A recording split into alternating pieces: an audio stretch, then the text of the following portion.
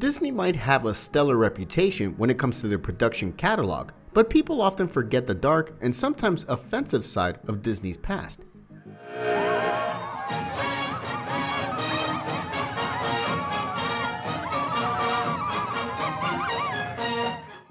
Welcome to The Rewind. Today, we'll be counting down the top 10 absurdly racist Disney moments. Before we begin, make sure to give this video a like and hit the subscribe button for good luck. Number 10. Pack of Crows, Dumbo. I seen a peanut stand and heard a rubber band. I seen a needle that winked its eye.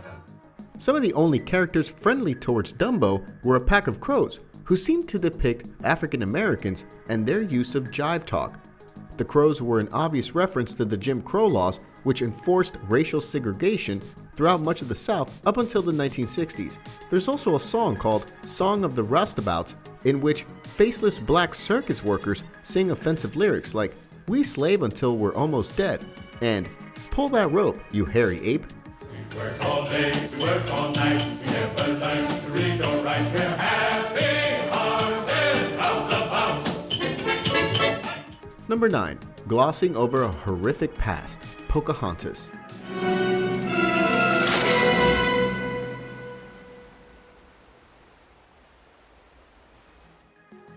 The animated Disney film Pocahontas features a love story between a white European male named John Smith and a Native American princess named Pocahontas. While the romanticized depiction of these two completely different people may seem wholesome on paper, it becomes a bit dicey when you consider the events the film ignores. Glossing over the fact that the Europeans slaughtered countless Native Americans, Disney's Pocahontas understandably left a sour taste in many people's mouths, especially those of Native American descent. Nothing's happening. No, I need your hand first.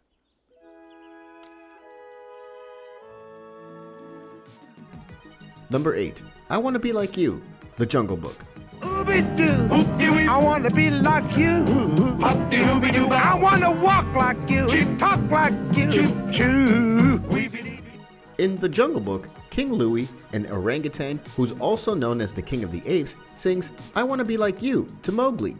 An ape wanting to be human is innocent enough, but people slowly began to realize and notice some odd details about the apes in the movie.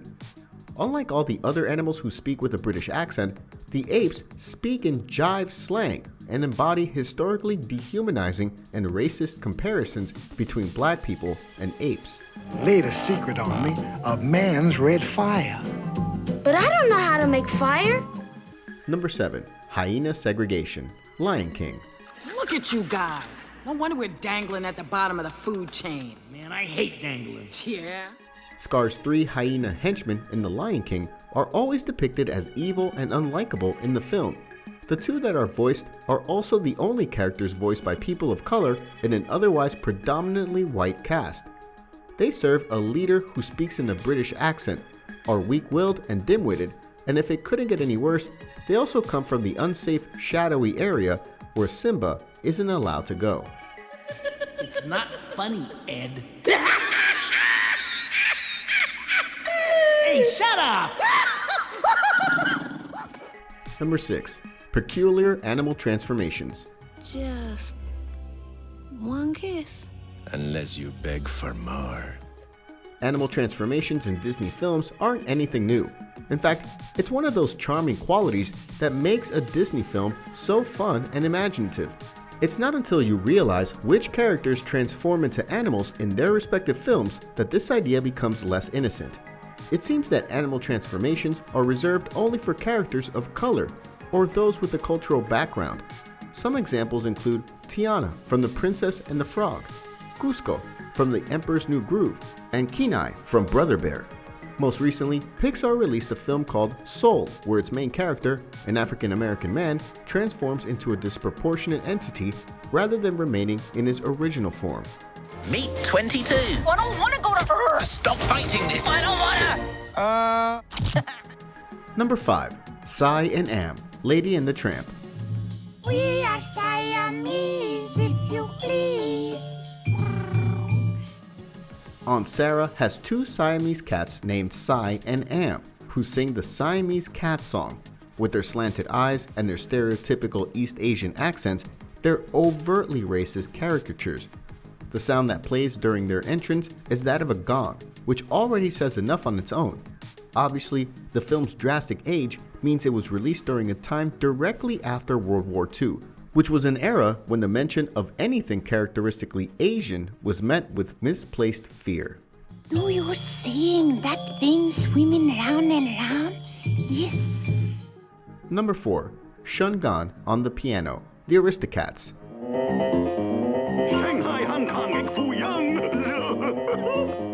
Fortune cookie always wrong. Not the hot one. While we're on the topic of Siamese cats depicting Asian stereotypes, SHUN from the Aristocats was yet another example. This wasn't much of an improvement on Cyan Am and was probably even more offensive in comparison. Not only does he play the piano with chopsticks, but he also speaks in a stereotypical accent and sings about fortune cookies. Number 3. Anti-Arab lyrics, Aladdin. Where it's flat and immense and the heat is intense. It's barbaric, but hey, it's home. The opening song in the theatrical version of the film includes a cut line that goes, "Where they cut off your ear. If they don't like your face, it's barbaric, but hey, it's home." Disney received tons of backlash from the American Arab Anti-Discrimination Committee and had to replace the first half of the line in all future releases. However, they refused to get rid of the part that says, "It's barbaric, but hey, it's home." Number 2. Tiger Lily's Tribe, Peter Pan. Teach 'em, pale-faced brother, all about Red Man. Good. This should be most enlightening. Peter's friend, Tiger Lily, belongs to a Native American tribe that he visits alongside the Darling siblings during the film. Aside from the fact that their depiction of Native American culture is both homogeneous and stereotypical, they also speak in gibberish rather than an actual indigenous language. On top of it all, they smoke an excessive amount of pipe tobacco, even offering it to the children, and sing a song entitled, "What Made the Red Man Red?" Now you know why the Red Man's red. Number 1. The entirety of Song of the South. My, oh my, what a wonderful day. If you're familiar with the Disney theme park ride, Splash Mountain, or the song Zippity Doo Dah, they both come from a lesser known film called Song of the South. Many of you might be puzzled by the name of this film, since there's a good chance you haven't heard of it before. It's been locked away in Disney's vault for decades due to how painfully racist the entire film is.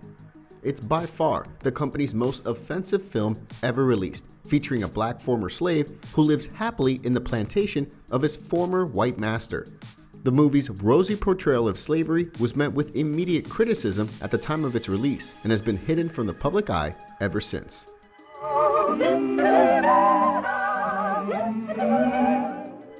What do you think of our list? Before you leave, don't forget to give this video a like and leave your thoughts in the comments below. Check out these other videos from the Rewind, and don't forget to subscribe and hit the bell icon so you never miss another video again.